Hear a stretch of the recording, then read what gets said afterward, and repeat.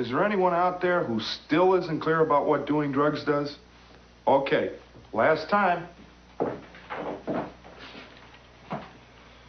This is your brain. This is drugs.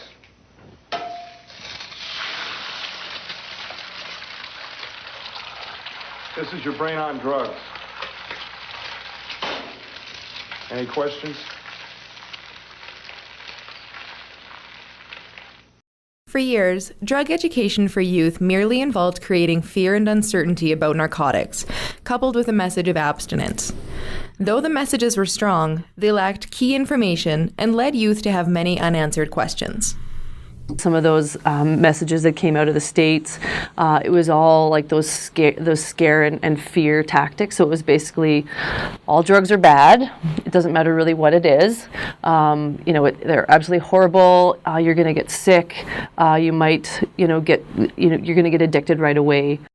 The main problem that led these campaigns to fail was that people would try the drug, experience the high, and come out alive. They realized the drugs weren't as scary as they had been told and felt that everything they had been previously taught was a lie. I think programs like the D.A.R.E program, where it's very fear tactic based and not factual information, they need to stop.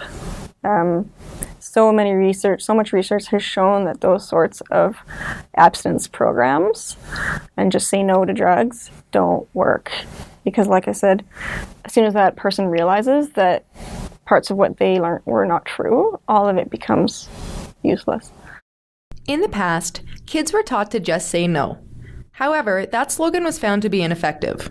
A 1999 study from the University of Kentucky examined the impact of D.A.R.E 10 years after a group of students underwent the program. It found that D.A.R.E had no discernible impact on the students, and very few differences were found in terms of drug use, attitudes towards drugs, and self-esteem. Rather, research shows that kids need to be given the truth about the effects of drugs and the potential impacts on their body. They also need to be taught effective coping mechanisms to deal with stress, as well as tools to manage peer pressure. This is the basis of harm reduction for youth.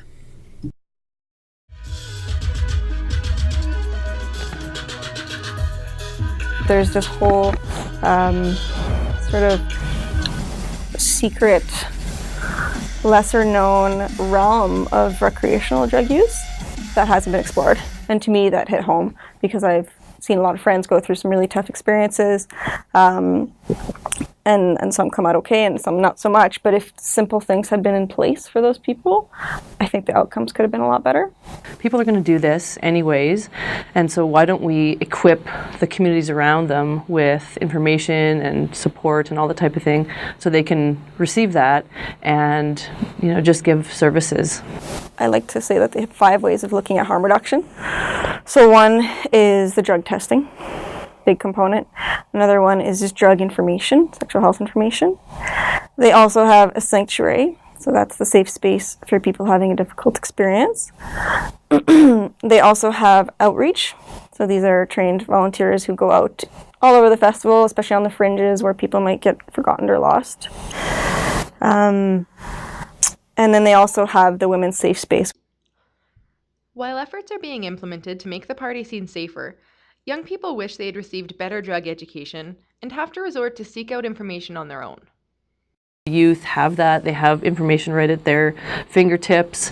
There's a lot of information out there, and unfortunately a lot of incorrect information, I think information that maybe is maybe biased and not always based in research or even kind of sound information or anything like that, right?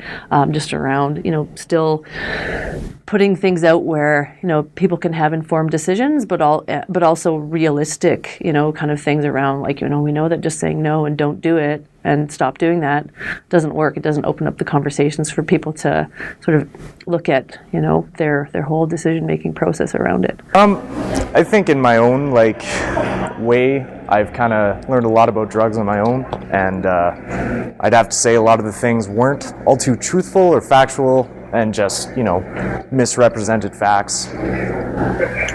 People that are perhaps have some experience or lots of knowledge about drugs and their effects need to come in and talk to kids about these things. Probably in high school would be a good time maybe even earlier if we could do that. I think it's important to include like the side effects and the risks.